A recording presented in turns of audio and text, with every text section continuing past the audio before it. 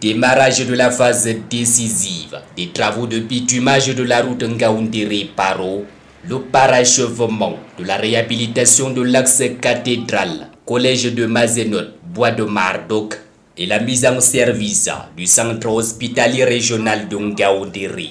Telles sont les priorités du budget 2022 qui vient d'être lancé dans la région de l'Adamawa. Et vous savez que désormais le gouvernement sera très regardant pour que le budget soit géré selon les règles de l'art. Bonne pratique, bonne dépense et collecte de dépenses, des recettes de l'État selon les règles de l'art pour que le budget puisse jouer son rôle de développement, de vecteur de développement de nos populations.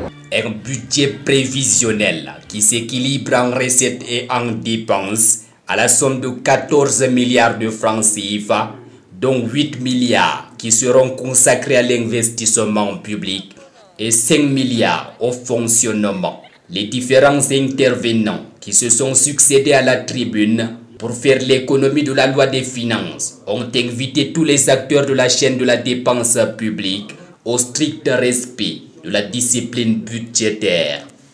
La deuxième innovation sur le plan fiscal, sur le plan de la collecte des revenus, est non pas la création d'une nouvelle taxe, mais la mise en relief d'une fiscalité qui a été peut-être mal encadrée, la fiscalité des sociétés sans but non lucratif, qui englobe les organisations non gouvernementales et les associations. C'est ce qu'on appelle la taxe. En fait, c'est la taxe, c'est la précision.